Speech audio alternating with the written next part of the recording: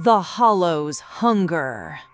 In the shadowed heart of southern Appalachia, where the ancient bones of the mountains, older than life itself, jut from the earth like the ribs of some forgotten beast, I grew up. Western North Carolina, 30 minutes from Asheville, was my home, a place where the hills whisper secrets older than time. These mountains, formed over 1 billion years ago, hold things that defy reason. Some gentle, like the ghostly brown mountain lights that flicker without malice, and others that hunger. This is a story of one such thing, a thing that was not just malevolent, but ravenous. 10 years ago, I was burning the candle at both ends, working a part-time job and studying automotive mechanics at AB Tech. My nights ended late, around 10:30 p.m., when I'd rumble home in my creaking 1973 Dodge pickup. Most evenings, I stuck to I-40, but sometimes the monotony drove me to the winding back roads. That night, exhaustion weighed heavy, and I just wanted my bed. No detours, no delays, just home, sleep, and a sunrise hike in the morning. As I veered off I-40 onto the exit near my parents' place, the world changed. The night thickened, swallowing sound itself. No crickets, no owls, just silence so deep it pressed against my eardrums. The cab of my truck seemed to shrink, the air growing tight in my chest. I'd never known anxiety, but something was wrong, something I couldn't name. My breath hitched, my pulse a traitor racing in my throat. At the exit ramp, I stopped, glancing at the 24-hour gas station nearby. Its lights were dead, the neon signs dark as graves. A power outage, I told myself, but the unease gnawed deeper. Shifting gears as quietly as my old truck allowed, I leaned forward, peering through the windshield. The moon hung low, but the stars, those brilliant pinpricks that paint the Appalachian sky, were gone. Not hidden by clouds, but gone, as if the heavens had been snuffed out. I rounded a sharp curve, my eyes drifting to an ancient barn that crumbled along the road, its weathered boards a relic of forgotten lives. For a moment, I wondered how many secrets it held. Then it happened. A massive shape, sickly, gaunt, and wrong, lurched into the road, no more than 10 feet from my bumper. A dog, I thought, but no dog was that size, its shoulders level with my truck's hood. I slammed the brakes, but old Betsy wasn't quick. Thump, thump. The impact rattled my bones, the fence posts in the truck bed clattering. My heart sank. I'd hit someone's dog. Around here, that's a sin that sparks feuds. The air grew foul, thick with the reek of rotting flesh, a stench that clings to memory like damp rot. I shook it off, assuming roadkill nearby, and steeled myself to check the damage. Clutch in, I shifted to reverse, glancing in the rearview mirror. My blood froze. Lit by the ghostly glow of my reverse lamps, the thing stood. Not a dog, not a man, something else. It towered well over 10 feet, its emaciated frame stretched upright like a mockery of humanity. Its skin sagged, loose and gray, clinging to bones like wet rags. Matted fur and filth crusted its legs, and one arm hung longer than the other, dragging unnaturally low. Its head turned, and I saw its face, or what passed for one. No eyes, just hollow sockets, black as despair. The edges of its face shimmered, shifting, like something alive, something cellular and wrong. Its nose was crushed, bulldog-like, but its teeth, God, those teeth!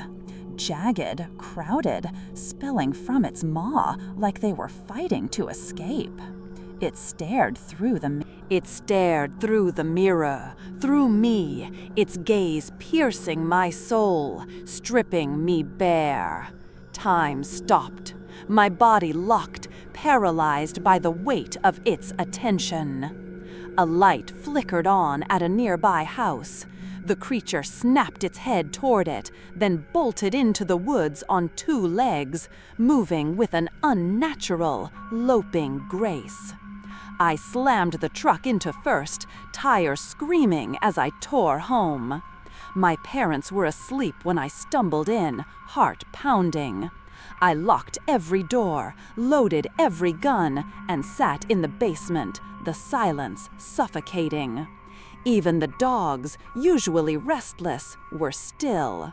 The old house didn't creak, nothing moved. At 3 a.m., as exhaustion clawed at me, the stench returned.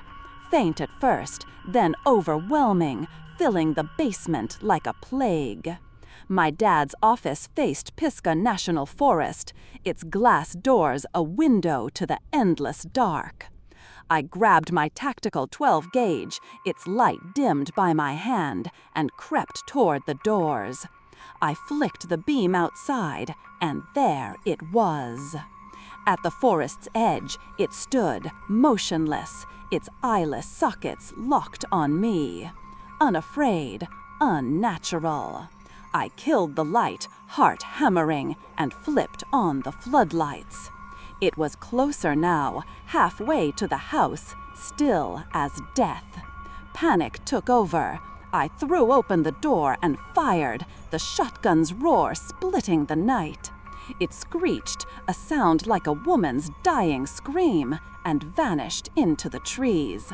The dogs erupted. My parents woke, demanding answers. I lied about a bear in the trash. They didn't buy it, but the truth was madness. I didn't sleep for days. The creature faded from my thoughts until years later when I met my wife. Her mother's house sat at the mouth of a holler, not far from my parents'. Her brother's old dog kennels stood abandoned up the hill, a concrete pad and chain-link fence left to rot. We used them to quarantine her Great Pyrenees after a fight with a raccoon. His rabies shot expired. On the last night of his quarantine, we walked up the trail, phone lights cutting through the dark. The dog was happy, tail wagging. But as we leashed him and started back, that same dread from years ago sank into my bones. The air grew heavy, the silence oppressive. Then the smell hit. Death, decay, undeniable. My wife, sensing my fear, joked about my stench. I couldn't laugh. She grew up in these woods, knew their ways, and saw the truth in my eyes. "I'll tell you later," I whispered. Then we heard it, a bark, it identical to the Pyrenees beside us, coming from the kennel. A perfect mimicry. The dog turned, growling, hackles raised. The barking grew louder, closer, echoing in my skull. We ran, dragging 150 pounds of snarling dog. Her mother flipped on the floodlights as we reached the yard, and I glimpsed it, a shadow halting at the light's edge, then vanishing into the dark. Inside, I told my wife everything. Her sister, steeped in the old ways of Appalachian granny witches, came the next morning with herbs and chants to ward off evil. We found the kennels destroyed, concrete cracked, fence torn apart, doghouses shattered, the air thick with that rotting stench. Her sister blessed the land, unfazed, but as we returned to the house, she turned, her voice cold. Never go into the woods after dark, not until it's gone. We left Appalachia when my wife joined the military, stationed in Delaware. The flat, lifeless land felt sterile compared to the pulsing wilds of home.